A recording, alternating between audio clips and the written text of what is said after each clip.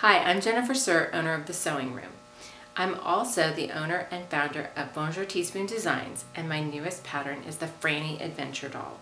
I created Frannie in tribute to my grandmother who grew up in the 1920s. These videos will help you assemble your doll and make her the best doll she can be. Please feel free to comment below, and I'm happy to answer any questions that you have. So now we're going to add the face to the doll. I usually just have a reference and I draw it right on. I can just sketch the shape right on to the doll face. The lips go beneath the nose. You can do little dots at the nose, and then the eyes you can put farther apart or closer together depending on what you want. Our face is just a guideline.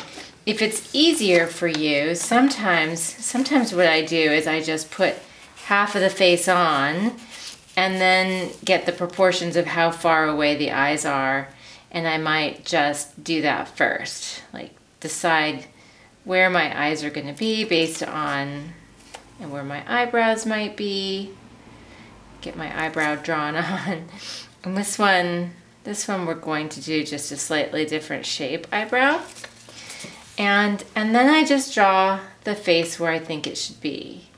And the shape for the lips can be it's kind of like two little triangles almost at the top, and then a line in the middle. So it goes like that. So I'm drawing it on with a mechanical pencil. The mechanical pencil is really a good way of getting that on there. You can also use a friction pen because the friction pens come off with heat. So if you still have a little pencil line left over, that often works. So I'm getting my lips drawn on there. I have my eyebrow already over here. So I'm going to just darken it a little bit, and this is going to be like a more of a 30s eyebrow instead of a 20s eyebrow, which is a little heavier. So it's sort of more of a pencil line, and then I'm going to draw in the eye line and the circle in the middle for the pupil. And I get kind of a different look for every doll that I do, and I think that's okay. They don't have to be exactly the same. In fact, they have a little more personality, I think, if we make the eyes a little bigger or a little smaller. But there we go. So I have my face drawn on. I'm actually quite happy with my face and my silly round eyebrows right now. I think that's very cute. So I will get some embroidery threaded up. So I'm actually not using embroidery floss. I'm just using regular old thread. And this is some vintage thread that I've had lying around. And what I'm going to do is I will get a double strand, thread it up with a knot. And what I recommend is that you do a double strand of regular thread, regular everyday all-purpose thread, instead of embroidery floss, or something slightly heavier. Like this red thread seems like it's probably quilting thread. It's slightly heavier, and you can do a knot or not. Sometimes I don't do a knot, and I just start from the back of the head and bury my thread kind of inside, and I try to do it very carefully so I don't have to have a knot. But you can also have a knot. A knot is fine. And if you put it through a seam, so I'm going to do the lips first. And how I do that is I get my needle through the seam, and I want it to come out right at the little corner of the smile right here. So just kind of press it in, and your knot may go through that seam, like mine just went through that seam, or it may live over here where it's going to be covered by hair. So either way is fine. And what we're going to do is we're going to do a simple back stitch along this line.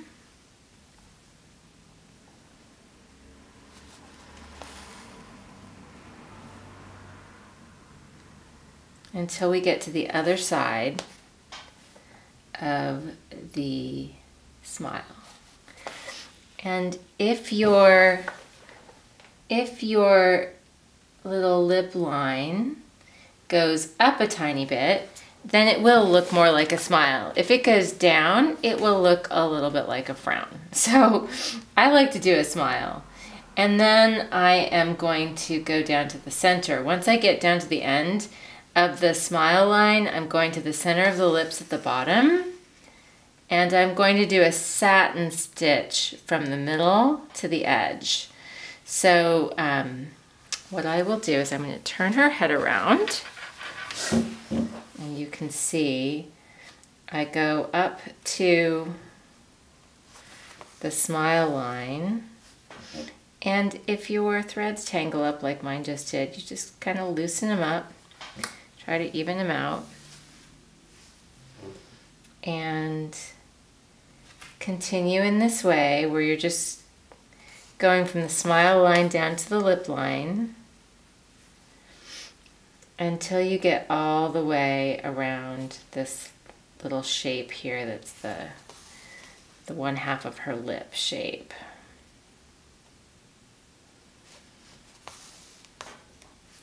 And if you get kind of spaces in between, you can always go back and fill it in after you get over to the side. And it looks like I have some sort of a tangly knot, so I'm going to try to resolve that before going too much farther. That's the only downside to having a double strand. With a single strand, it's a more delicate embroidery than a double strand. But it takes a lot longer to fill it in. So that's why I do a double strand. And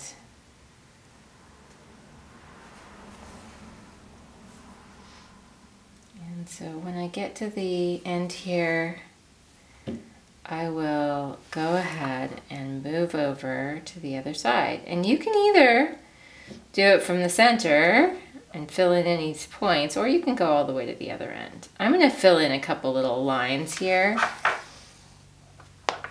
Looks like I have a knot in my thread. Here we go. I'll fill in this line, or that space. And I can't really see where my other half of my lip went. So I'm just going to eyeball it, or I could draw it in if I felt like it. But the pencil line kind of disappears into the background pretty easily. And if my lips are uneven in any way, you can kind of fluff them out a tiny bit, but I also think it adds a little character.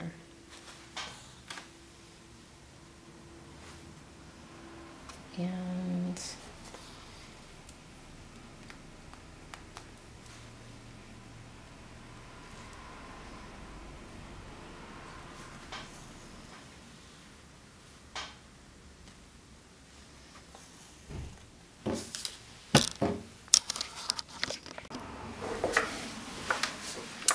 so once you get all the way around the lips and you're done, we need to either tie off our thread, or what I like to do is I just take a stitch and I bury it as deeply as I can, and then pull the threads and cut the threads right at the head. So your threads are tucked inside, and there you go. We're going to do the eyes in the same fashion. I'm going to do a pretty blue color for the eyes for this doll. And you can either start with the pupil or start with the line. I'm going to start with the pupil, and again, I'm gonna tie a knot, and then I'm going to hide that knot in the seam. Maybe one more time around.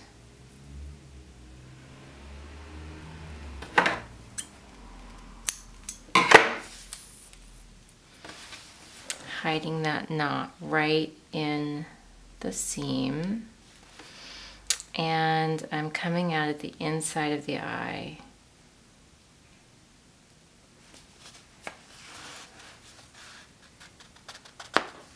Now, what I'm doing here, at this point, I'm going to draw a little interior arc, which is going to be the black part of the pupil. And what I'm doing is I'm just filling in the eye part between the edge of the pupil and the edge of the iris. So we're just doing the iris part of the eye in blue, and we're using a satin stitch.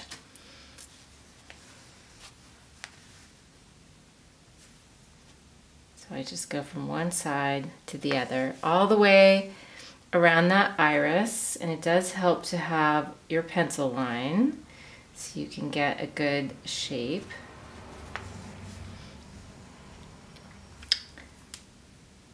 And once we finish the iris, then we will do the pupil and the eyelid before we do the eyebrow and the nose.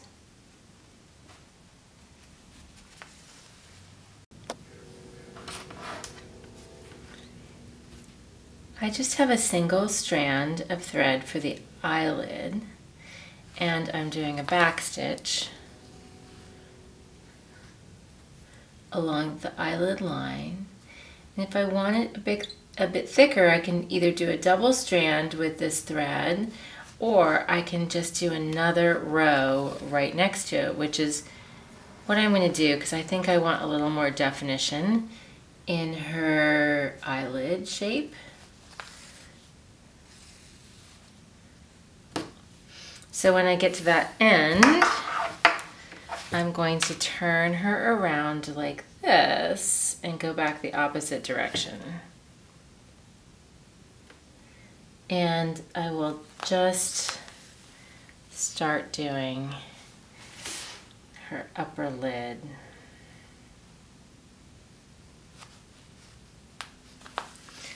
Just about 1 millimeter away from the other line. Just to give that lid a little shape and a little bit more definition.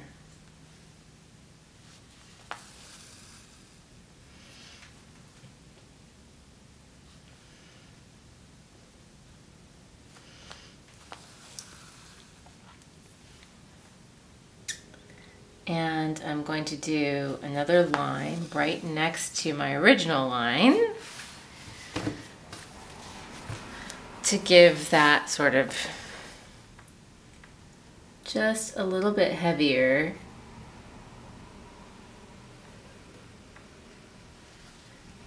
more defined eyelid line.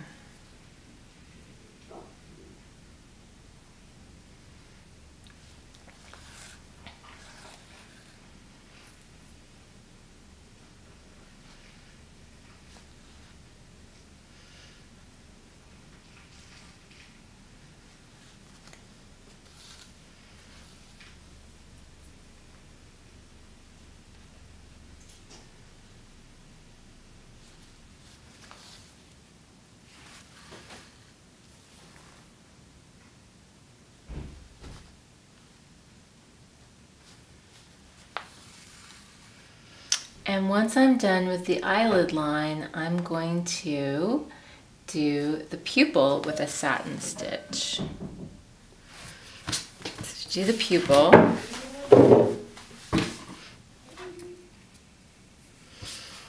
I definitely want a double strand.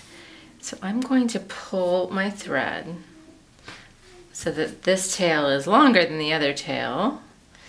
And when I go under the eyelid, or back here to get into the pupil area, it will be a double strand. And then I can just trim that off a little later. So that little tail. And I'm going to do satin stitch right here for the pupil with the double strand. And I'm just doing the pupil in the empty space of where the pupil is supposed to be.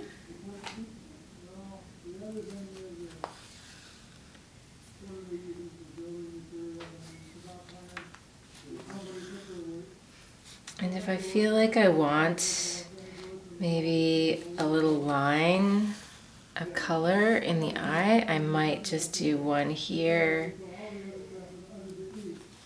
along the iris, you know, in the iris. I'll have one line here, and then one line here. Then I'll go over to the other eye. I'll poke my needle into the other eye line and trim the thread that's right here, and I'll repeat for the other eye.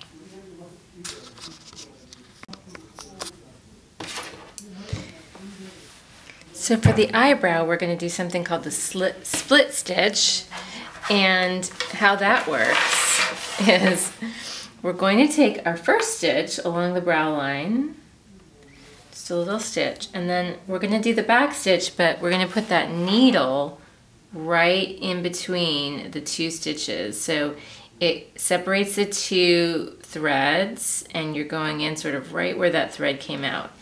Then you come in front of the tail here, and there you go. So we're going to just repeat that till we get to the end. We're going through and right where that thread came in and between the two strands of thread.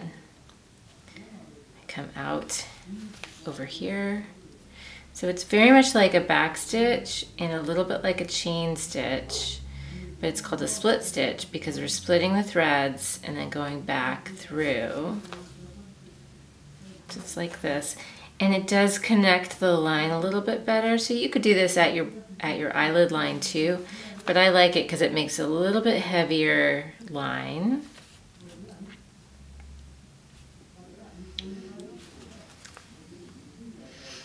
And then if you wanted to have a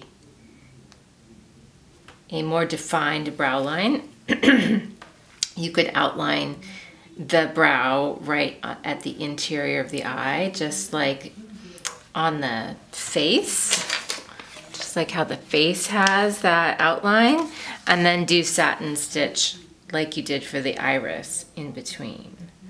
So I've come, maybe I'm gonna make it just one more stitch down, and my final stitch, and I'm going to bury my thread as deeply as I can into the head.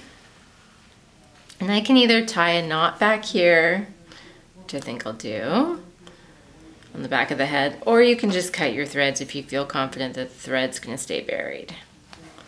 In either case, I bury the thread and cut it. So our face is done, and now we're going to do the hair.